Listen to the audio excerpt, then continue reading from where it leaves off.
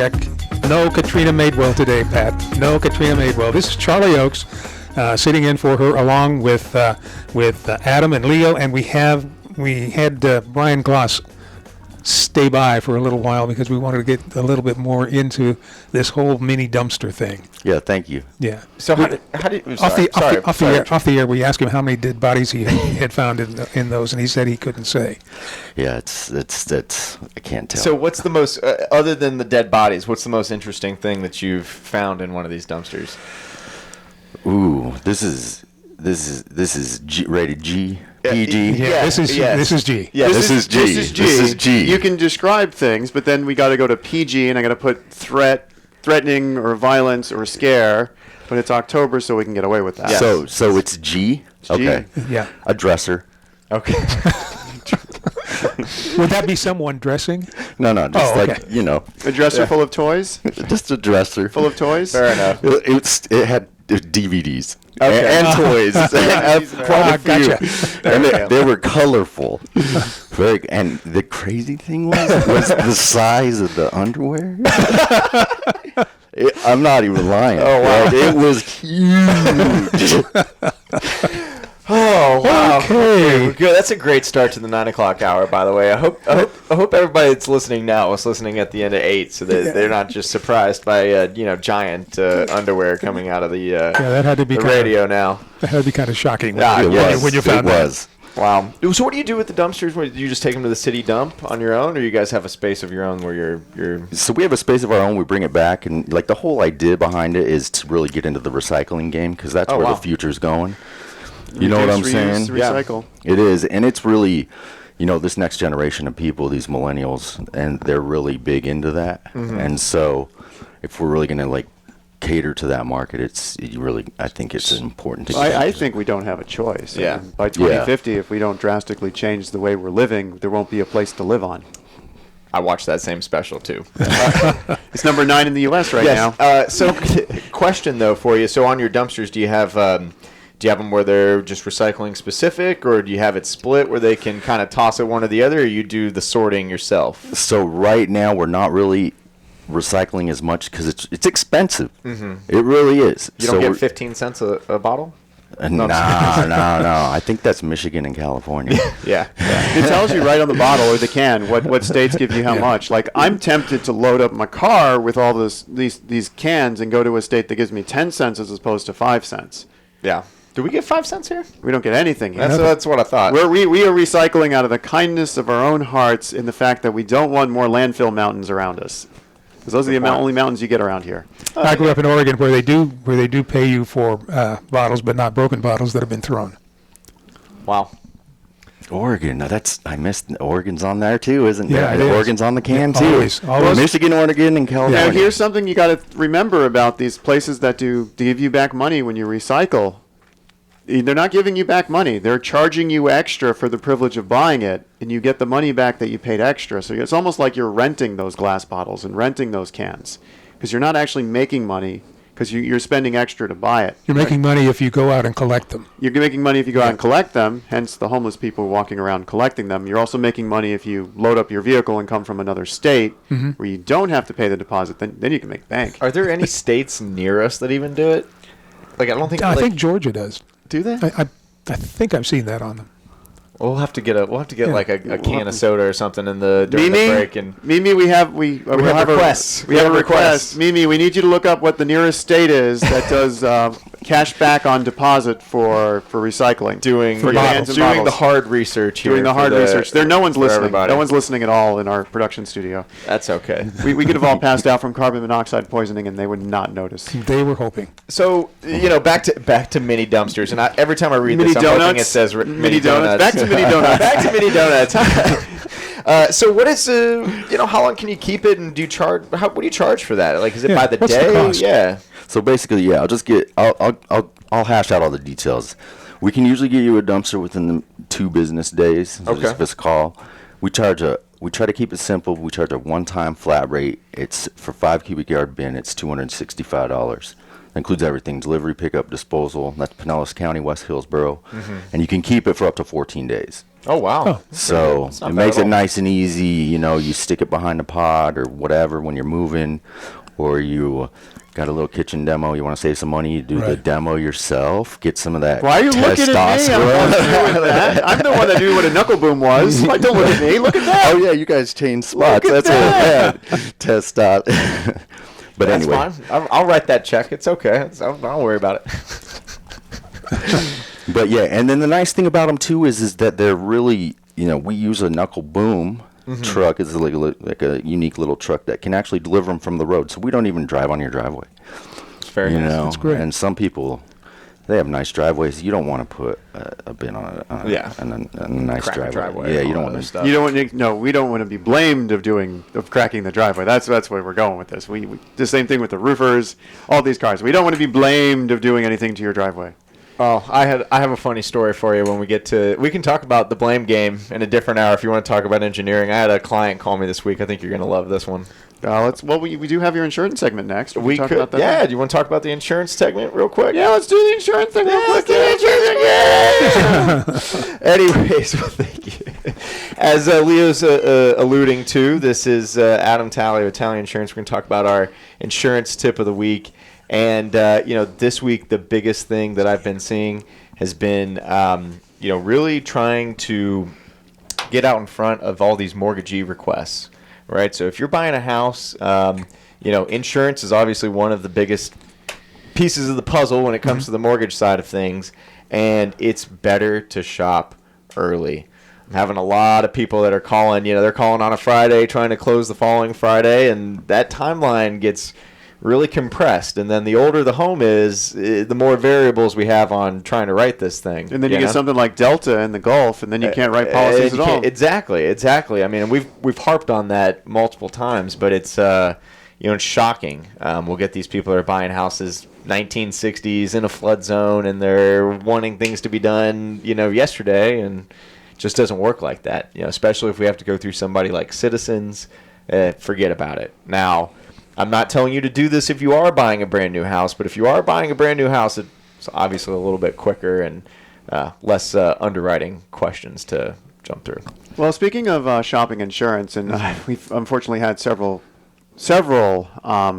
clients this week that I wish used you to shop their insurance. It seems carriers are getting stricter on their underwriting policies and dropping people faster after closing, i.e. roof over 15 years. i.e. missing a handrail type thing on a staircase. They're just getting faster at dropping people afterwards. They are. They're trying to get their inspectors out as soon as possible. And, some of them, it's a double-edged sword. They want to make it as easy up front for you to write the policy, which means they're going to get more business. But, on the flip side of that, if they're not requiring all these 4 points and everything up front, and the agent selling the policy isn't doing, his or hers due diligence, you do end up in that situation. Yeah, I just wish more people followed what you do and make sure that you're writing the right policy with the right company as opposed to a company that's just going to drop you right after. Well, similar to that, we've had a lot of people, as we talked about earlier this summer. Pretty much every carrier in the state has had a rate increase, right? So everybody's getting this increase, and they want to shop their insurance. And a lot of times we're finding them something less expensive, but I have to explain to them, hey, listen, they are going to come out and do their own inspection. So be honest with me here. How's the roof look? How's the AC doing? But they're going in houses now. It used to be they just go on the outside, but now they're going in houses. Got to look under the sink, the water heater, the whole deal. And so I try to tell people, hey, listen, if you're not, if your house isn't in good shape, it's worth it to spend the extra money and not switch the insurance policy, because they're going to come out, they're going to cancel. You're going to end up having to spend thousands of dollars to get it fixed anyways, because now it's not insurable. Right. So, the increase might be justified based on, the condition of your house. So think about that before you start shopping and everything. So that's all my tips of the week. I think I hear some music in the background too.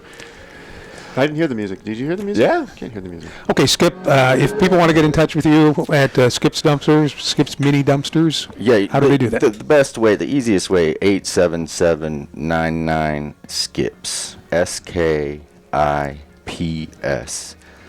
Or you can order online, quick and easy, at skipsdumpster.com.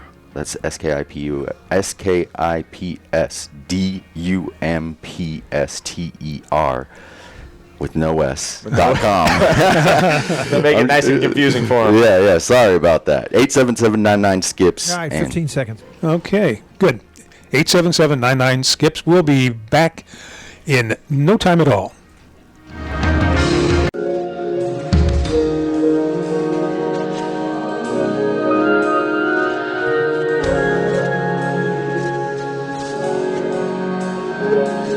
Well, good morning. Welcome back. This is Leo Kane with Beryl Engineering and Inspection here in an exciting 2-minute inspection tip of the week. Ooh, love that. Haven't done that in a while. I know.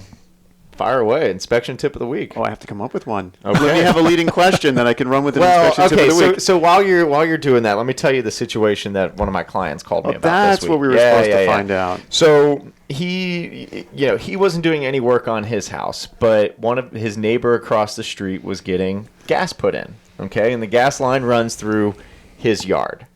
And I don't like where this is going. Oh yeah. So when the contractor was digging in the yard, they hit the water main.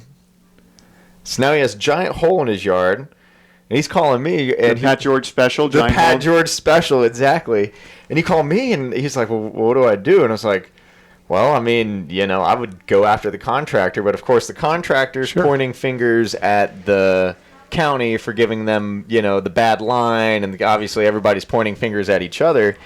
And what a mess! What a mess! So I mean, you probably see this type of stuff in the field more. What do you recommend in this situation? I told him to go, call the contractor. It depends where they hit the water line. If they hit the water line after the little box meter thing, you turn the water off, and then you have to actually get a plumber out on your own to fix it. Now, if the water line breaks before the meter, like the street side of it, you actually have to call the county or city, and they need to send someone out, and they need to fix it. Well, I think they shut off the water for the entire neighborhood. That means it was on the street side. So what's normally supposed to happen is you're supposed to call before you dig. It's 811, Sunshine Locates. You're supposed to call before you do any underground work, and they're supposed to come out and do what's called a utility locate.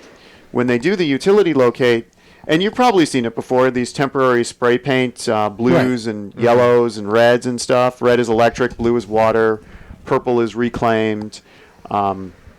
Different colors. Green would be sewage. So you're not supposed to dig in the area where they're showing you their lines. Yeah, Right. so that was my question. Did he not have that done? Well, that's why they're pointing fingers at each other because they're saying they gave him a bad line. They give them a bad... So the contractor was saying that the county gave them the wrong line, and that's why they hit the water main, not digging where they thought they were digging.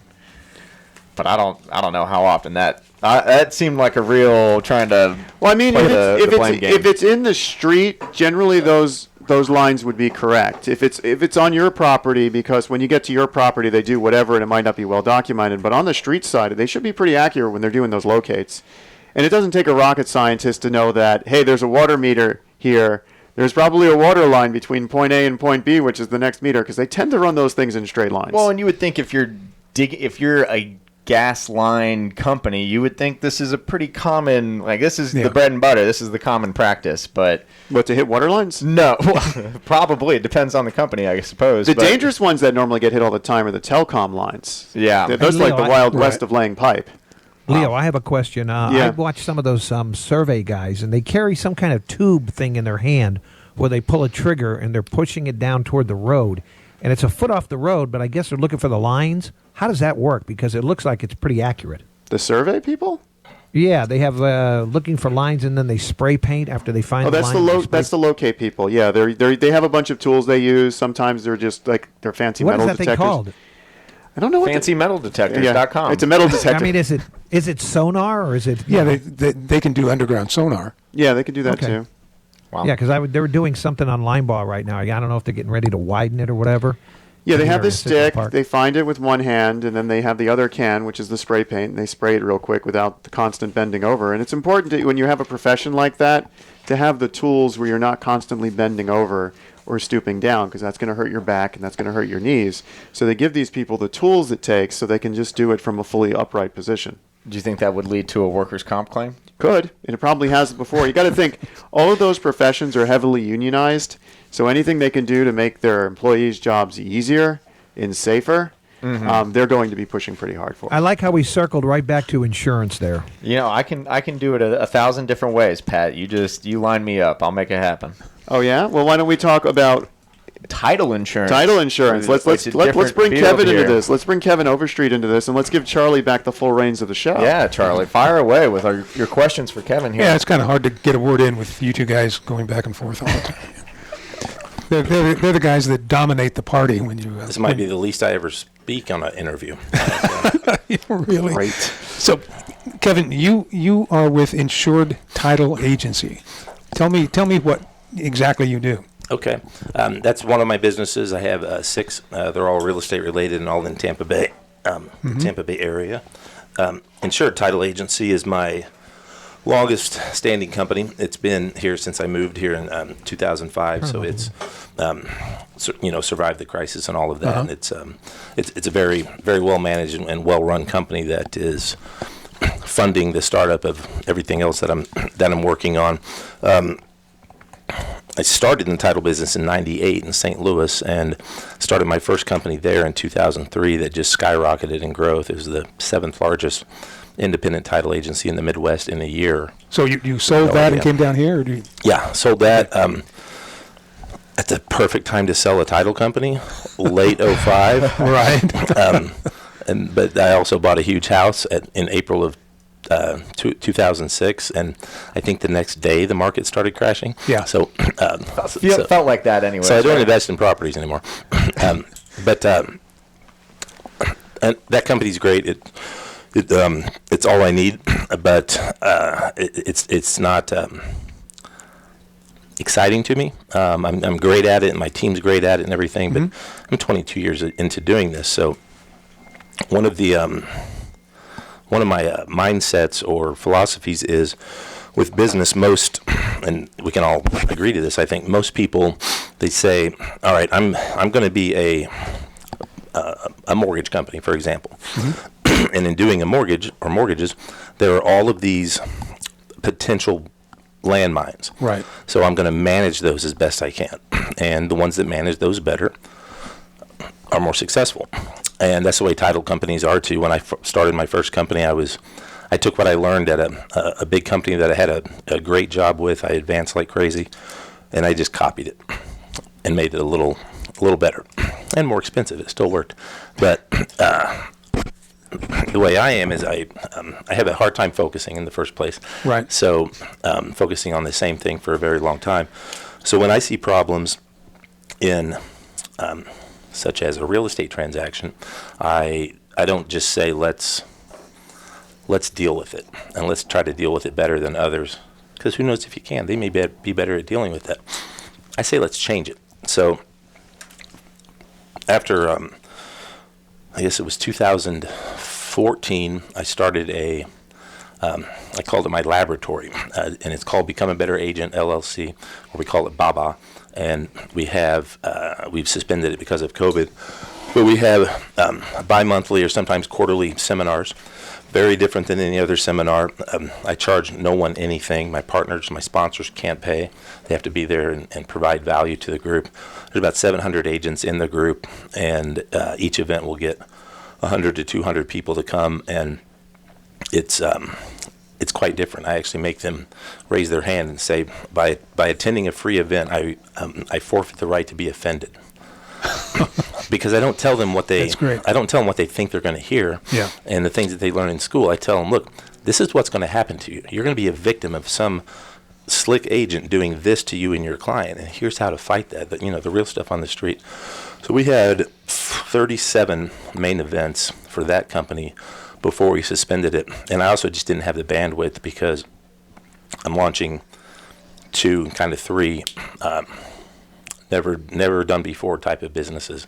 And the biggest one is property pre-qual, and that is it's trademarked. We're working on a patent that may not work, but it is, and that's not what I'm going to talk about today, but it is basically a Carfax report for used homes, and it does the same thing, and we're doing it the same way. Carfax is also from Missouri, where I'm from, and I've spoken several times with the founder. He's a genius. But they started by going to dealers. They had the records for 5,000 vehicles, and in the 80s, and they went to the used car dealers for some of those cars, and said, "Hey, we've got this great report that shows everything, and it'll help you sell more cars than that guy that doesn't do this." They said, "Well, that sounds great." Then they got some reports and said, "Wait a second, you're making me tell people what's wrong with this car. So get lost." And then Carfax probably knew that would happen. And then they went nuts marketing to the public with the little fox and everything, and saying, basically, if you buy a car without a Carfax report, you're a fool. And if they're trying to sell one without it, they're hiding something. So now you get it when you walk into the dealer. That's the same thing that we're doing with PPQ. Right now, we're having agents sign up at no cost whatsoever, and they lock in a very low price for the product. And I won't get into the product right now, but those who don't sign up, and everyone's going to be using this, those who don't sign up they'll have to use it. It helps everyone. I take money from no one. This isn't an open door where people share their commissions with me or anything like that. Okay, Kevin, we're going to take a quick break here. Okay. And when we come back, we'll enlarge on that. But we also want to talk about what you really wanted to talk about. Yeah. Okay? Absolutely. We'll be back in a very, very short amount of time here, and we're with Kevin Overstreet of Insured Title Agency.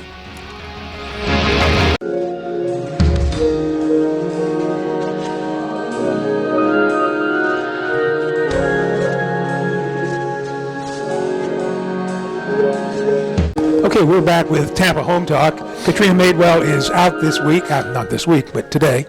Actually, she was out most of the week. But on this show today. The show's only today. Details. I'm the engineer. Attention to detail, my specialty. And this is Leo Kane over here. Beryl Engineering and Nitpick. So we're talking with Kevin Overstreet, and you wanted to wrap up with what you were talking about before, and then get into something really interesting. PPQ it's the wave of the future. This is going to revolutionize the real estate industry and truly segregate what I believe to be 80% of people that want to do it right, and all of the sharks that want to rip each other off. Yeah. So consider that topic closed till next time. Good. Okay. So with Fraud Shine State. So this is another thing. Fraud Shine State. I like that. Yeah, I made that up in the year 2000. I was helping my title company that I worked for. They promoted me and said, "Hey, make a national division." I said, "I don't know how the hell to do that, but okay." Yeah. And we were looking at different states to expand into, because we were in about 20 states in the Midwest. And we're looking at the premiums, and Florida premiums are higher than almost anyone. I'm like, why aren't we going in there? And my ops guy said, well, there's a moratorium on title period in South Florida because of the fraud and lag time in the records. So we're just not going to do it. And I'm like, crap, they should call it the Fraud Shine State, not the Sunshine State. So that stuck with me, and that's the name of the book. And the book is, I believe it's the first in what's going to be a series on Florida fraud, because you could write volumes, because we're number one in fraud. We're number one. Yeah. We're number one. Nobody beats us except the fraudsters. Except us. Yeah. Nobody beats us except us. We beat ourselves. So this is specifically about title fraud. The biggest, when we're doing a lot of test marketing and things, and the biggest pushback is you're lying. That's not true. Yeah. And it's absolutely true, and it's so remarkably easy. So Freedom of Information Act in the 60s said, look, any public person can look at public records. But that was going to the courthouse. The person sees you. Right. You look at the records. You may be able to copy them. And that was it. Now, with the advent of the internet, just about every Florida county, you can see all documents, with domestic violence documents as an exception and things like that, but all documents related to real estate, the image, the signatures, everything about it, anonymously, free, and unlimited. So what happens is people go in, and I either choose your house randomly, or I don't like you and I want to, which I already like you, so I wouldn't do that. And I want to harm you. So you and your wife could be in the house. You've been there for 15 years. You've got a mortgage. You're making your payments. And I simply create a fake deed, which there's multiple websites. You pay $200 a year, and they've got every deed from every state. Right. I do a fake deed from you, and your signature is on the mortgage, and no one double checks it if it's wrong anyway, and put myself in title. Then, if you have a mortgage, I simply create a fake satisfaction of mortgage and record that. So, from a title company standpoint, when they go to search this, they're going to see that I own the home free and clear. You are still making your payments to your lender, and there's no red flag. You don't get something saying, hey, did you sell this? Because you did, because of the deed. Lender doesn't know that their loan has been satisfied. And then I simply, by the judge, you're probably in $1 million house, so I could go to any lender, unsuspecting lender, and say something like, my credit's good, something like, I'd like to take out a 60% line of credit on this house because it doesn't require an appraisal. Right. They can't have an appraiser coming and seeing you and your wife. Yeah. So it's done, and I have $600,000, and I can make the payments on that loan with the money, but I wouldn't. The criminals don't. They just take the money, and it's remarkably common. So there's two really great stories. One is a gentleman named Matthew Cox, and Google him. An entire episode of American Greed was on him. He's been on Dateline a couple times, and I just met him a few months ago because he got out of prison last July. He did 12 years for multiple types of fraud regarding property. He affected 109 homes in Ybor City. He single-handedly, and this was 03, 04, 05, so before the crash, and what was part of the crash? Inflated values. Right. He single-handedly took the average value of those homes from 80-something to $300,000 because of some tricks that he used, and they're very simple but smart. And let's say you don't live there. Let's say you're a snowbird and it's a vacant house. I can take title to it. I need to wait probably 3 months so that I have seasoning of ownership for the buyer's new lender, and so the clerk has the information. The appraiser and tax office have to get that, and that takes a few weeks just because of their paperwork. Right. Then I own your home free and clear. I can call a realtor. I can be the only one. I need no accomplices. I call a real estate agent and say, yeah, I bought this home 3 months ago with cash. They don't source that to make sure I did. And then their due diligence is to look at those 3 offices that have the information that I've faked. So they order title, and that's basically our due diligence too. So then the seller, who never owned the property, sells it to an unsuspecting buyer. The buyer's title policy is void because it was a fraudulent transfer. Title is very important. Title insurance is very important for a lot of things. But one of the things that really no one knows is obviously when you sell buy a property, the thing that proves that is the recorded deed. Well, when that deed is recorded, 3 things happen instantly. 1, of course, you become the owner of the property from a public record standpoint. 2, you become a prime target for title fraud because now your information's there. And 3, your title policy expires. You have no coverage. Every other type of insurance, the effective date is when coverage begins. Title, the effective date is when it ends. It's super important to protect you against claims from the past, but when something like this happens, you don't have a policy. Okay, so how do you protect yourself? I'm so glad you asked. That's a better segue than I was going to make. So in the book is The Fraud Shine State. Subtitle is Exposing the Epidemic of House Stealing in Florida. And it'll be out within the next few weeks. We've had to add the Matt Cox story to it. One other quick story is a guy who I can't say his name yet, but he's about to be charged by the state. We caught him at my other title company in Madeira Beach trying to sell 16 stolen properties to one of our investors. And my closer called him, and he laughed at her. Oh, by the way, he's a licensed real estate broker. He laughed at her and said, I'm not hurting anyone, and I'll make you a lot of money. And a lot of people would have said, $5,000 a property, I'll help you. And he's her golden goose. I would have never known he was a bad guy. But she called me and said, what do I do? I said, call Pinellas County. They're going to come in. They won't know what the hell you're talking about. But that's how it starts. And then call the FBI. And she gave them everything on a silver platter. And I've spent the last year and a half upset that law enforcement hasn't been doing anything to this guy, and I've been wrong. The 2-year investigation on him is about to end. He stole many more properties than we knew about. He's told one last week. He has no idea this is coming. And as soon as the detective's investigation is done, we're going to interview him for the book. And then this guy goes to prison. So there is a way to stop the guy.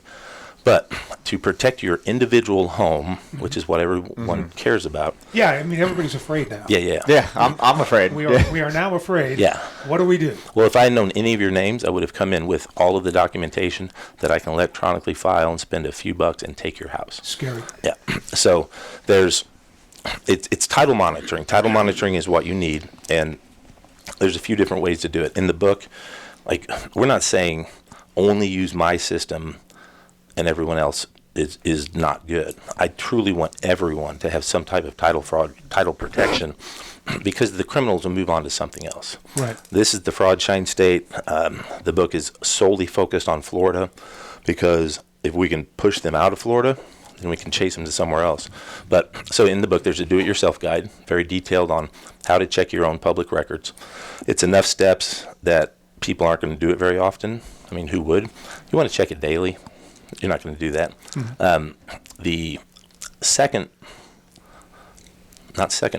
worst is the counties. It's called propertyfraudalert.com.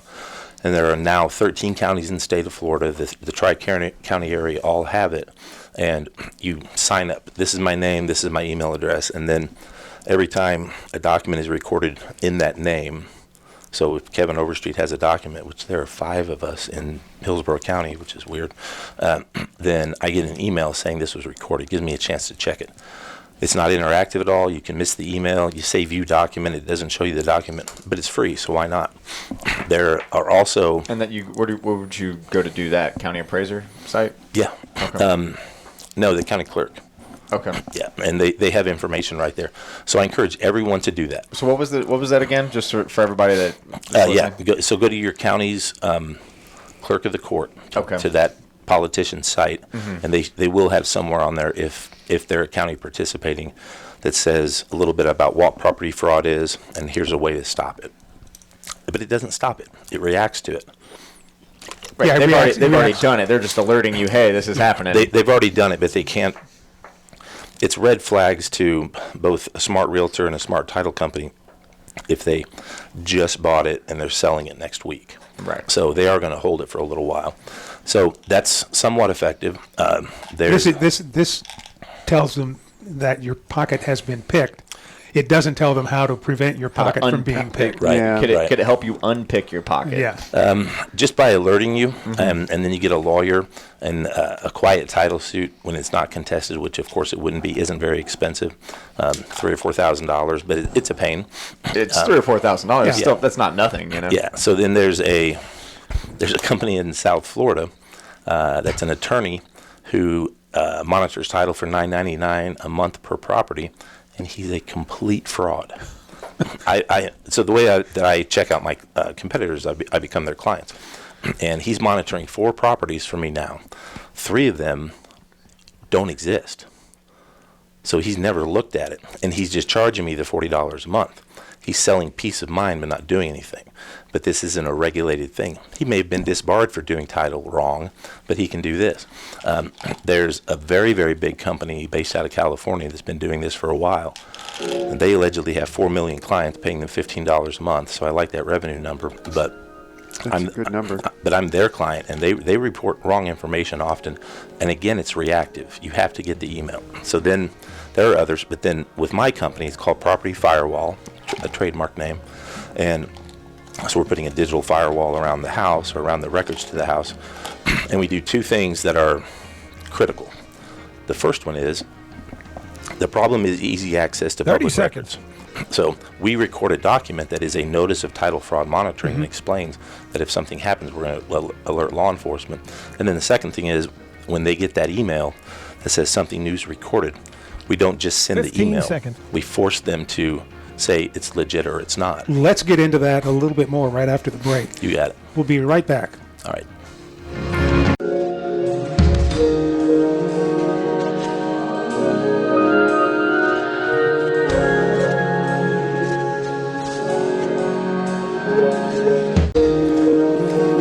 Okay, we are back with Tampa Home Talk. This is Charlie Oakes sitting in for Katrina Madewell this week, and we have Kevin Overstreet, and getting into some fascinating information here in the last few minutes that we've got.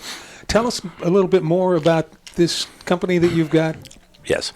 So, again, see a problem, try to figure out how to fix it. Title people see a massive amount of fraud, and they miss even more because it's been done right. And so Property Firewall is the name of the company. You can go to propertyfirewall.com, and a lot of information's there. You can sign up for a free 30-day account just to see how it works. But the way that it works is every single month, first Monday of every month, you will get an email that basically says one of two things. Nothing new has been recorded. Great job. Yeah. Or there's a new document being recorded, has been recorded, it's attached, and you have three buttons, green, yellow, and red. Green means, yeah, that was me. Yellow means, I got a question, and red means, I think there's fraud. Those yellow and red ones go into a different queue in our system, and then we attack those. And we do have attorneys, not our attorneys, but people that all over the state will do the quiet title suit to make it go away. And that's it. The price is $9.95 a month for just the monitoring, which I absolutely don't recommend because then it's just reactive. Yeah, this is somebody picked your pocket. Yeah. Yeah, already. It's already happened. Yeah. Okay, what else do you have? The other packages? Yeah. Yeah, so the next one is it's $149 a month or a year. I wish it was a month. And and the big difference is it includes the placement of the notice of title fraud monitoring in the public records. So as they're looking and saying, okay, I got to satisfy this mortgage. Here's the deed that I need to make to get it from this guy. This is the fraud guy. Yeah, and they'll say, what is this? Oh, this property is being monitored against what I'm doing. So I'll go to one of the other 1,000 homes in this subdivision or whatever. It's just a shield. Yep. Up against the fraudster. Now, how do you? It's the ADT sign in your front lawn. So how does that work? How does that get recorded? We electronically record it. Okay. Yeah. So but how do you do it versus like how come I can't type something up and send it in that says I'm monitoring this? Get off my lawn. You can. You can. You would be infringing on our intellectual property, and you'd be committing fraud. Or maybe not. You could say this is being monitored and use the do-it-yourself system to monitor it. Look at it once a month or whatever. So you always get the email at first Monday of the month, and they all go in our system. If they're green, we just send them. That's it. If there's a new document, it goes into a queue where the people have 24 hours to respond. And if they don't, then we are all over them, making sure they got it because emails get missed or lost all the time or ignored. Making sure they got it, making sure they understand it, and forcing them to answer the question, was this a document that you did or not? And if it's not, then we go to work figuring out what happened. And if it's not your document and you're going to end up in a quiet title suit, we actually pay in that system, in that membership level, up to $10,000 for the legal fees to fight it. And that is always enough to fight a fraudulent document, unless the person that prepared it shows up and can prove it was them, which they absolutely can't. So the big difference is, and again, I love the other companies, except the guy that's ripping everybody off.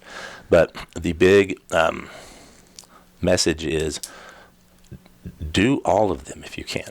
Understand how to do the do-it-yourself. Sign up for the property fraud alert through the county if it's available, and then also hire us or hire the other big company that I feel is inferior, but they're massive. And then you have. I got this call during the writing of the book, and the editor was blown away by the content, and she was scared because she's a homeowner, and she's like, "But in this book, you're talking about all of these bad things. Why should the reader trust you?" And I said, they shouldn't. They don't know me. There's no real trust in this world. And since they shouldn't trust me, I am a trustworthy person. I'm honest, but that's what a liar would say too. So since they shouldn't trust me, hire me, and then double check. Get the thing from the county. It's free. Look at it on your own. Make sure we recorded the document, however you want to do it, because you need to be vetting, long-term, the people that are helping you. So again, do property fraud alert. I'm sorry, that's my competitor. Well, I guess not a competitor because they don't charge money. I think the counties pay them for the service, and it's pretty good. But I know an absolutely foolproof way around it that I'm never going to disclose to anyone. But my goal is to make money doing this and helping people and advance the company. But my real goal, my motivation, is for title fraud to stop. I mean, this is my industry. It's all I've ever done. And this is a massive, massive problem in it. And I believe I'm the guy that's going to spearhead the elimination of it. And that's a great thing for everyone. Okay, so you have the basic package. And how much is that? $9.99 a month. $9.99 a month. And then the upgraded is $149 a year. We have to do it for a year because we're going to record that notice, and that notice is good for a year. It's like a deck page. Right. But I don't think I mentioned this on the air. The biggest difference between title insurance and really all other types, and this is why people think we're lying, is your title insurance ends the moment you own your home. So typically when you say effective date of an insurance policy, homeowners or whatever, that's when it begins and it's good for a year or something like that. Right. The effective date of a title policy is exactly to the day, hour, minute, and second that the deed is recorded. If you look at a policy, it's going to say exactly what the deed says. That's the end of the coverage period. Okay. Is there a package beyond this one? There's not. There's a possibility that if I'm speaking with some big underwriters next week, and what I'd love to be able to do is get them and the state to approve us being the only title monitoring company for Florida, and me being the guy, because I'm kind of an expert, not kind of, the guy that helps them root out the people that are ripping people off. But they could potentially reduce the cost of title insurance because you're buying a house that's been monitored all the way up to the point that you're buying it. So why do you need a full price policy? So there could have some effects like that. I'm not sure yet, but my underwriters, who have great relationships with, they're very thrilled to learn more about it. Okay, Kevin, we're about out of time. Oh, yeah. How do people get in touch with you? They can call me at 813-504-9708. They can email me at kevin@kevinoverstreet.com. And they can also, of course, go to the Property Firewall website. And they can always go to Insured Title Agency to place title orders and all of that, because that pays for all these other launching businesses. Okay, and the book comes out soon? Well, I wrote it 2 years ago, or I dictated it 2 years ago. Okay, we got to wrap it up. It comes out as soon as we're done with it, because we're adding things to it, but I'll keep you posted. Great. Thank you, Kevin. Absolutely, thank you. It's been wonderful sitting in here today with you guys. Yes, sir. Yeah. Thanks for The coming. preceding program was paid.